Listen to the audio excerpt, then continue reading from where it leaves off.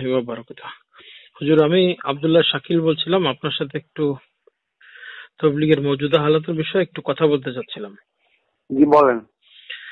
হুজুর, বর্তমানে তো আপনি দেখতেছেন সারা বাংলাদেশের ভিতরে দাওয়াত তবলিগের মেহনত নিয়ে যে একটা সংখ্যার ওলামায়ে কেরাম, তারা তাদের নিজের অবস্থানকে প্রতিষ্ঠিত করার জন্য আমাদের হযরত কোন ওলামায়ে কেরাম? যারা আসলে কখনো আগে তবলিগের সাথে সম্পৃক্ত ছিল না, বিভিন্ন রাজনৈতিক দলের সাথে জড়িত, এবং তারা বিভিন্ন সময় বিভিন্ন প্রয়োজনে রাজনীতির সাথে জড়িত থাকে। যেরকম হেফাজতে ইসলামের অনেকেই জড়িত আছে। মুফতি মাহফুজুল হক সাহেব আছেন, তারপরে মুফতি আব্দুল মালিক সাহেব আছেন, মুফতি মনসুর হক সাহেব আছেন। এই ধরনের তাদের সাঙ্গপাঙ্গরা অনেক আছে। মুফতি ইব্রাহিম হাসান সাহেব আছেন, মুফতি বোরহান সাহেব আছেন। এনারা চারিদিক থেকে বাংলাদেশের ঢাকা শহরের মধ্যে এনারা সবচেয়ে বেশি কাজ করতেছেন এবং সারা দেশের ওলামায়ে কেরামকে প্রভাবিত করার চেষ্টা করতেছেন। একটা বিষয় বলে যে সাদ সাহেব আহলে সুন্নাত ওয়াল জামাত থেকে বের হয়ে গেছে। হ্যাঁ, দেওবন্দ কি আদৌ এরকম কোনো কথা বলেছে যে সাদ সাহেব আহলে সুন্নাত ওয়াল জামাত থেকে খারিজ হয়ে গেছে অথবা বের হয়ে গেছে? এটা আমার কাছে আপনার প্রশ্ন না? জি, এটা একটা ছোট প্রশ্ন। আর তুই একটা ছোট প্রশ্ন করবো, শিখছো না? আগে এই প্রশ্নের উত্তর দিই আমি। জি, মেহেরবানি। বিসমিল্লাহির রহমানির রহিম। আল্লাহুম্মা সাল্লি আলা মুহাম্মাদিন নবিয়্যিল উম্মি ওয়া আলা আলিহি ওয়া আসহাবিহি ওয়া সাল্লাম।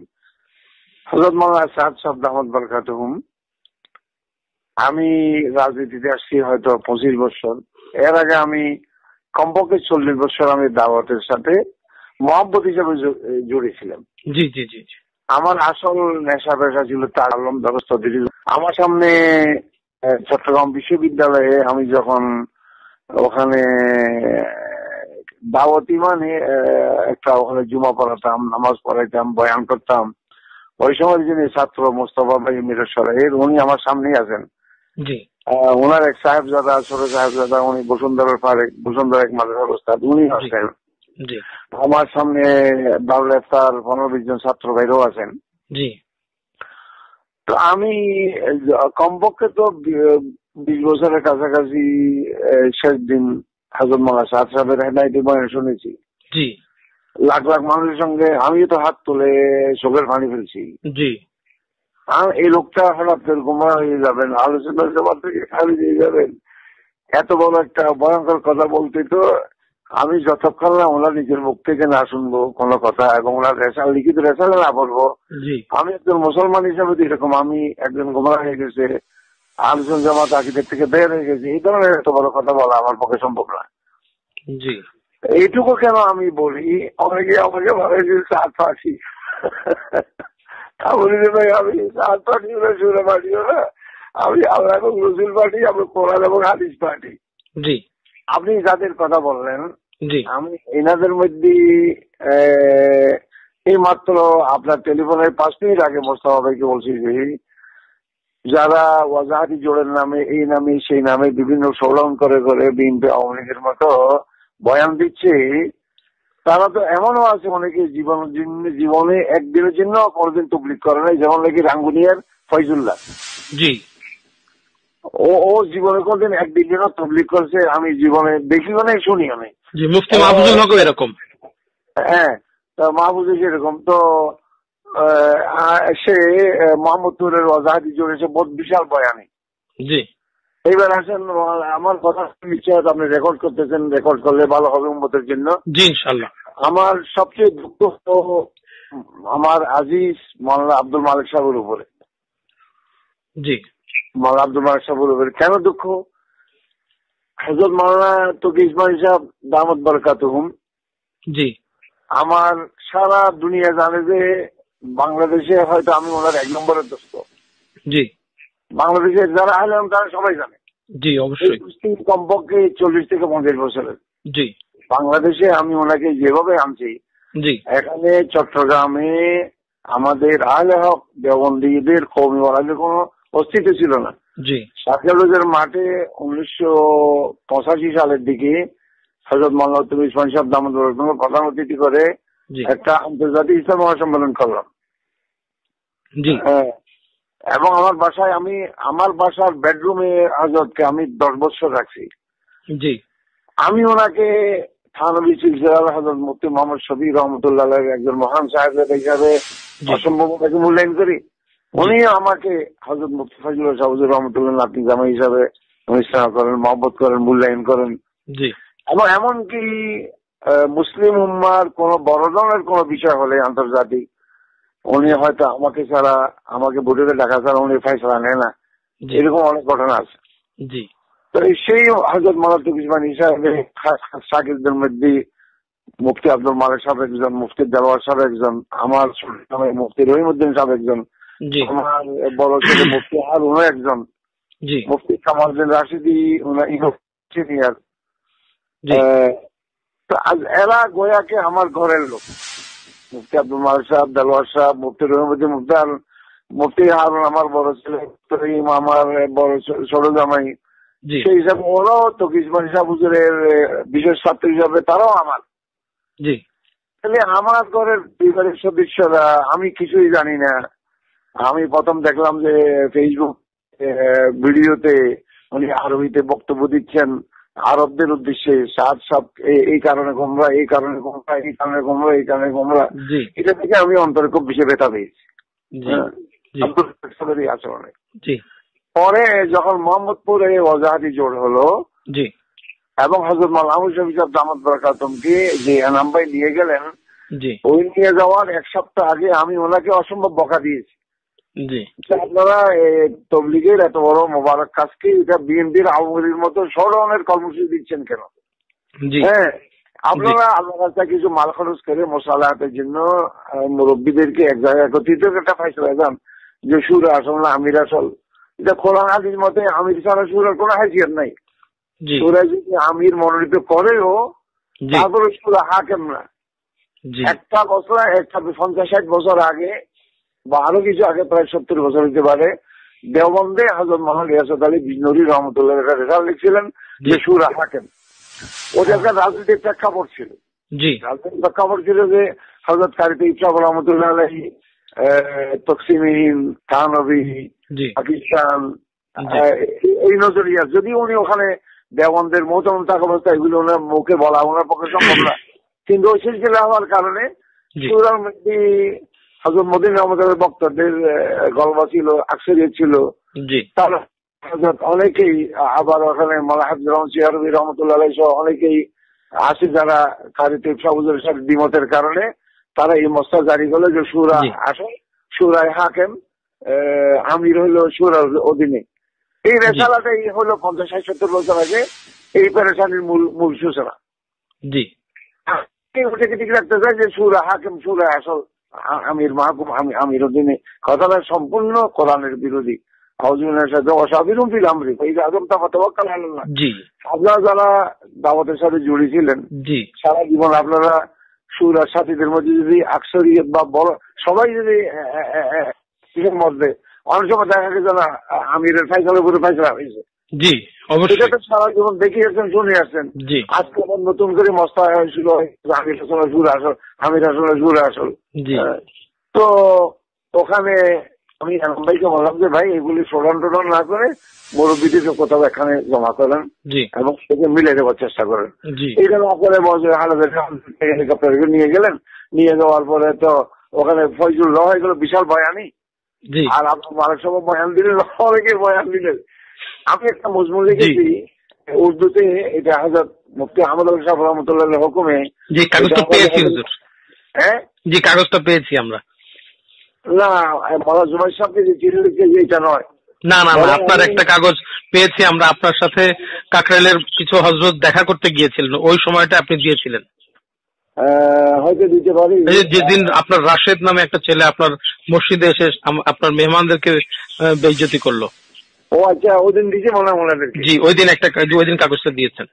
আচ্ছা, যে দিয়ে থাকলে মৌলানা রাফসান সাহেব নিয়ে আসছিলেন, ওই দিন দিয়েছি হয়তো। জি। তো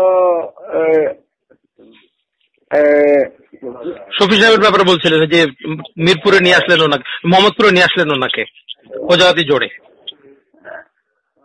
এখানে একজন বহুত বড় হাস্তি আসছেন হযরত মাওলানা কারি জহির সাহেব, আরো অনেক মুরব্বীরা আসছেন। শুনবে কথাটা তো আমি আপনার সাথে টেলিফোনটা জারি রাখি, সবাই তসির রাখেন, বসেন আপনারা। জি। ছাত্র ভাইয়ের নিচে বসে চলে যাই না তোমরা, মুরব্বীরা বসেন করে। জি। তো এখন আমি ফয়জুল্লাহ ওখানে বক্তব্য দিবে যে ফয়জুল্লাহ সারা জীবনে একদিনের জন্য তবলিগ করে নাই। জি।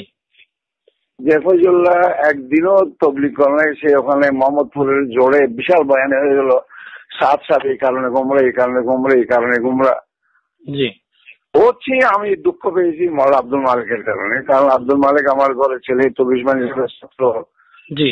এমন একটা বিষয়, সে একটা টেলিফোন কোনদিন করলো না। আপনি বিশ্বাস করবেন, আমি শুধু হযরত মাওলানা তৌফিক উসমানী সাহেবের ছাত্র হওয়ার কারণে আমি অন্তত 5-7 বার ওর ওই যে মোহাম্মদপুর না কোথায় ওর মাদ্রাসা ওখানে গেছি। গত রমজানে কেরানীগঞ্জ মাদ্রাসায় গিয়েছি। জি। আমার মনে পড়ে যে আব্দুল মালিক সাহেব কোনোদিন আমাকে, আসা তো দূরের কথা, কোনোদিন একটা টেলিফোন করছে আমি জানি না।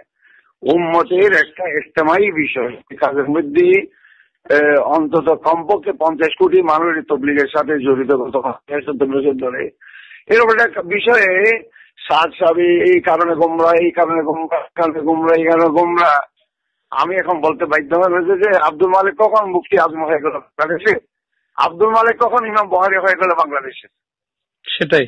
এখন আমাদের এখানে একজন ওস্তাদ আছে মৌলানুর আফসার, আমি বললাম ভাই আমি সাত পার্টিও না, জোড়া পার্টিও না, আমি আল্লাহ পার্টি, রসুল পার্টি, কোরআন পার্টি, হাদিস পার্টি, আমি কোনো নিতে পারবো না, এটা বিএনপি না, আওয়ামী লীগ না, আমি মধ্যস্থতা থেকে ওলামায়ে কেরাম এটাকে শান্ত করে, এটা হলো আমার কি। তো মজমুনটা আমি লিখেছি, আমি এরকম বলতো হযরত মাওলানা ছাড়াও আরো 1000 জনে করেছে ভুল, তাই বলি আমি সবাইকে কাফের বলবো? আমি সবাইকে আলোচনা জামাত থেকে হারিয়ে বলবো? এবং আমি নিঃসন্দেহে জানি হযরত মাওলানা তারেক জমির সাহেব দামাত বরকাতুহু মাত্র 3 বছর আগের কথা, ওনার অনেকগুলি কথা এমন হয়েছে যেগুলির দ্বারা জামিয়া আশরাফিয়া লাহোরে ওনাকে চিঠি দিয়ে ডাকছে যে আপনার এই কথাগুলির দ্বারায়, এগুলির দ্বারায় কুফরের আশঙ্কা আছে, আপনি জামিয়া আশরাফিয়া লাহোরের দারুল ইফতায় আসেন, আপনি এখানে তওবানামা এবং রুজুনামা দেন, তখন আমরা বলবো যে আপনি গোমরা হন এবং আপনার কথাগুলি কুফরি কথা থেকে আমরা রুজু করেছেন। উনি এই ভাই বাগিনা জি, তো উনি একদম বিত্তওয়াজো মাওলানা তারেক জমির সাহেব জি দারুল ইফতায় বসে, দারুল ইফতার মুফতিরা বললেন যে এই বিষয়ে আপনার উপরে আমাদের আপত্তি। উনি এখন লেখা দিয়ে রুজু করলেন, আলহামদুলিল্লাহ। এখন মাশাআল্লাহ পাকিস্তান তারেক জমিলকে নিয়ে নওয়াজ শরীফে ওনার স্ত্রীর জানাজা পড়ায়, সমস্ত জাস্টিসদেরকে একত্রিত করে ওনাকে দিয়ে বয়ান করায়। মানুষ তো ভুল হইতে পারে, কি এইভাবে যেসব ছোকরারা জীবন তবলিগ করে নাই, ওরা যদি ফতোয়ালে ওমরা হয়ে গেছে, কাদিয়ানি যা খুশি তা বলতেছে আর লিখতেছে ফেসবুকে, বুঝলি, এটা তো দুঃখজনক কথা। আমি লিখলাচ্ছি, আমার দুঃখটা হলো মাওলানা আব্দুল মালিকের ব্যাপারে। আমি পরে মুফতি হারুনকে আমি টাকা দিয়েছিলাম, মাওলানা ব্যবসা সহ জামলে মুফতি হারুন বলেন যে তুমি আব্দুল মালিক, তোমরা ছাত্র, তোমরা সবাই আমার বসো, হয় ঢাকায় বসো হলে চট্টগ্রামে বসো। তো আমি আবার 3-4 দিন আগে কালকে ফোন দিয়েছি, বলে হুজুর আমি তো এখন যাচ্ছি, ওমরায় যাচ্ছি। আমি বললাম যে আপনি যদি দেন আপনার জন্য আমি বিমানের টিকিট পাঠাবো, আপনাকে সে মুফতি দেলোয়ারকে নিয়ে সবার সাথে বসবো, পটিয়াতে মাওলানা আব্দুল আলিম বুখারী, মাওলানা আহমদুল্লাহ এদের সাথে বসবো, যে 5-7 জন মুরব্বী আছে এদের সাথে বসে সব গোমরা ইতালি গোমরা ওনাকে তওবা করে কোনো জরুরত আছে কিনা এগুলি বসে ঠিক করেন। আমাদের মজমুনে আছে, নিশ্চয় আপনি পড়ছেন, দেশটাকে যে 22 জন 26 জন একটা কমিটি করা হয়েছে। তো কমিটিটা হয়ে গেছে পুলিশের কমিটি নাকি ওলামা লীগের কমিটি, কারণ ওই কমিটির আহ্বায়ক বানাইছেন মাওলানা আশরাফ আলী বিজয়পুরীকে।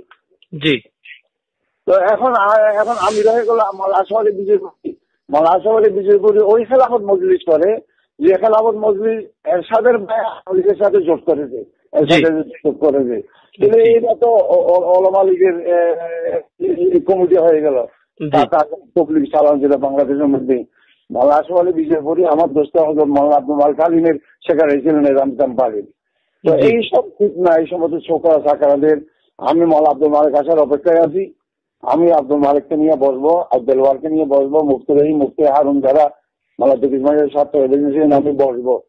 আমি এই মজমুনটা যেটা আপনারা পেয়েছেন এটা আমি মালার জন্য বাবু নবী সাহেবের কাছে পাঠিয়েছি, মালা আব্দুল আলিম বহারের কাছেও পাঠিয়েছি। আমি যে এরকম গলত কথা বলে থাকলে ওখানে আরো কমপক্ষে 1000 জনে বলছে। ওই জন্য সবাইকে একদম মিডিয়াতে, ফেসবুকে, সারা দুনিয়ায় কাজের পদ্ধতি থাকবো। এইটার জন্য এইটা সবাই যে ফজলের মতো শুক্লা রাজনীতি কাজের পদ্ধতি থাকবে। আরেকজন বসুন্ধরা ছিল এক সময়, উনি খুব বিশাল বড় মুফতি হয়ে গেছে। তো এগুলি অসম্ভব দুঃখের কথা, পেরেশানির কথা। এখন ইনশাল্লাহ পরে আরো কথা বলবো। জি হুজুর, আরেকটু মুক্তাসার, আপনার কাছে কি একটা জিনিস কখনো মনে হচ্ছে, এটা কি আপনার কাছে কি এটা কখনো মনে হয় যে খেলাফত মজলিস অথবা হেফাজত অথবা অন্যান্য যে সমস্ত ইসলামিক রাজনৈতিক সংগঠন আছে, মাহবুব সেগুলো জীবনে করবে না। আমি কাকারের সাথে কাকার লাভ নেই, তবলিগ করি 40 বছর আমার সম্পর্ক ছিল। জি, আমি মাহবুবকে জীবনে কোনো তবলিগে দেখি নেই।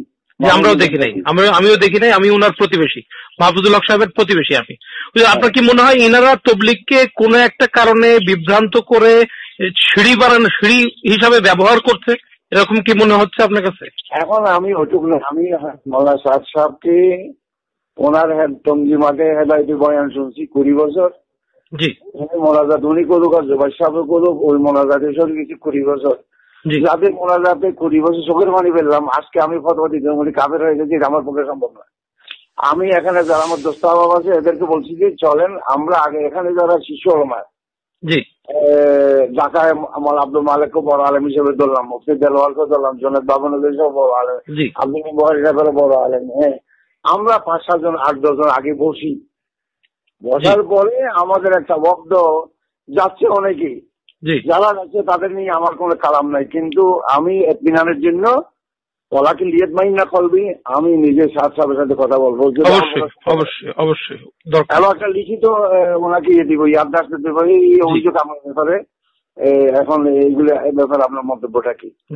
আমি যেটুকু পর্যন্ত শুনছি পাইছি এই পর্যন্ত, আমি তো মালমান নিচ্ছি, আমি তো পক্ষই নেই। জি, হযরত মুসা আলাইহিস সালামের ব্যাপারে ওনার কথাটা অবশ্যই সাংঘাতিক, কোরআনের সাংঘর্ষিক। এটা নিঃসন্দেহে একটা কুফরের পর্যায়ে পড়ে, এবং এটাও সন্দেহ ছাড়া কথা যে এটার থেকে উনি রুজু করেছে। হ্যাঁ, এটা দারুণ দেবন, এটা শিক্ষার্থীর মশলাতে উনি রুজু করেছেন। অন্যান্য মশলাগুলি উনি বেতন নেওয়া হারাম বলছে, ওগুলিতে আমি অনেক কথা বলি। এরকম এগুলি হইলো এখানে ইজতিহাদের বা যারা কথা বলার মতো গুঞ্জাইশ অনেকের আছে, তাই বলে উনি আলোচনা জমা থেকে খারজ হয়ে খারজ কি গেছে, শিয়া হয়ে গেছে নাকি কাদিন হয়ে গেছে নাকি আর কি হয়ে গেছে, এগুলো বাড়াবাড়ি তার আর কিছু না। আমি এটার জন্য খুব দুঃখিত এনামের উপরে। হ্যাঁ, জি, এনাম কেন এই যে হেলিকপ্টারে আলবেরি হুজুরকে নিয়ে গেলেন, কেন এই ফজল শুক্র মক্কা লাগিয়ে দিয়ে সমস্ত ফতোয়াবাজি করাইলেন, কেন কাকারের বসে কমিটি হয় যেখানে আশরাফ আলী বিজয়পুরি এরশাদের সাথে জোট করে আবার তবলিগের মুরব্বী হিসাবে মাহবুব জীবন কোনোদিন একদিনে তবলিগ করে না, এখন তবলিগের বড় মুরব্বী হয়ে গেছে। জি, আমি সহজে একজনের উপর খেপি না। জি, আমি এনামের উপরে খেপছি। এই রাশেদ নামে শোকলা বাচ্চা এই মসজিদে আসছে, যখন আপনাদের মুরব্বীরা আসলো ওরা আমার সাথে দেখা করতে আসছে। আমার কাছে মুসলমান কাফের সবাই আসবে, সবাই আসবে, নামাজি বেনামাজি সবাই আসবে, এরা আসার কেন তোমার কাছে চলে আসলো এখানে রাশেদ আর কি? জি জি জি জি, আমি চিনি ওকে। আচ্ছা, রাশেদ আসলো, তখন আমরা মসজিদ যাচ্ছি, মেহমানরাও গেল, আমি মসজিদে দেখি যে মসজিদে চিল্লানি বিল্লানি অনেক, এই তুমি মসজিদে চিল্লাচ্ছ কেন? জি, থামে না। আমি ওই দিন ছিলাম হুজুর আপনার ওখানে, আমার সময় লাগলো, সে আমাকে বলছে আমি আধা ঘন্টা, এই তুই আধা ঘন্টা কি দেখাবি, কি দেখাবি তুই আধা ঘন্টা এখানে? জি, এইবার বকা টাকা দিয়ে পরে বের করে দিল মসজিদ থেকে। বিষয়টা কি, মৌলানুল আফসার জুতা রাখার জন্য মেহরাবের দিকে যাচ্ছে, ও মৌলানুল আফসারকে অবস্থা দেখেই চিল্লে উঠছে মসজিদের ভিতরে, আফসার আলেম নাকি ওখানে নামাজ পড়াবে? আরে জাহেল কোথাকার, মাদ্রাসার মসজিদে মৌলানুল আফসার নামাজ পড়াবে? এই সমস্ত বেয়াদবির একটা সীমা থাকা উচিত। পরে আমি ডেপুটি পুলিশ কমিশনারকে ফোন করে আবার কোন না করে আমি তাৎক্ষণিকভাবে পুলিশ ফোর্স আমি খুব সসম্মানে তাদেরকে মাদ্রাসা থেকে লাভ নেই। আর একটা ছোট্ট একটা কথা, হ্যাঁ, এই জিনিসটা একটু খেয়াল করে শোনেন। কোন প্রতিষ্ঠান বা ব্যক্তি কোন ব্যক্তি সম্পর্কে তার ভবিষ্যৎ অবস্থান কি হবে এ ব্যাপারে সনদ দিতে পারে? ভবিষ্যতে সে এরকম হয়ে যাবে অথবা এরকম হয়ে গেছে, এটা হয়ে যাবে, নিশ্চিত কোনো কিছু বলতে পারে? আর এই আশঙ্কা করার দ্বারা কি সেটাকে সাবেত করা যাবে যে এটা আখিরাতের জন্য পার্মানেন্ট একটা বিষয় ফাইসলা হয়ে গেল? মাওলানা, আমি এই অংশটা এখন শোনার থেকে মাঝারত পেশ করতেছি, কারণ অনেক মেহমান আসছেন, মুরব্বীরাও আসছেন। জি, ইনশাআল্লাহ পরে কথা হবে। এই ছোট্ট একটু কথাটা বলে দেন। শুনেন, 1 কোটি মানুষে, 10 কোটি মানুষে, 50 কোটি মানুষে বলছে, 100 কোটি মানুষ বলছে, ওই স্রোতে গা ভাসাই দেয় না মুফতি ফয়জুলের গোলামে। 100 কোটি বলুক, আমি দেখবো কোরআনে কি আছে, হাদিসে কি আছে, ব্যাখ্যা কি আছে। আমি স্রোতে গা ভাসাই দিব না। সারা দিনে 100 কোটি মানুষের মারা যাবে বলে আমার পক্ষে সম্ভব হবে না। আমি তা করবো, আমি সবাইকে মিলেতে চেষ্টা করবো, আমাদের সাথে দেখা করার চেষ্টা করবো।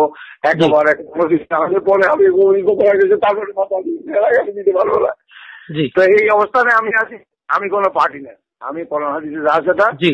হযরত মুফতি আহমদ সাহেব রহমাতুল্লাহ আলাইহি হুকুম দিয়েছিলেন 25 বছর আগে। মাঝখানে মজমুটা লিখেছিলাম, পটিয়াওয়ালার মজমুটা হারিয়ে ফেলছি, আগে লিখছি, যেটা আপনারা পাইছি। এখানে মোস্তাফা ভাইয়ের ছেলে সে একটা উদীয়মান আলেম, তারে দিচ্ছি। কারি জহির সাহেব আছেন, আমার দরকার মাল দিতে পারি। তো এই ইনশাআল্লাহ পরবর্তী কথা পরে সম্ভব, ইনশাআল্লাহ। জি ইনশাআল্লাহ। জি, জাযাকাল্লাহু খাইর। দোয়া দরকার। আসসালামু আলাইকুম।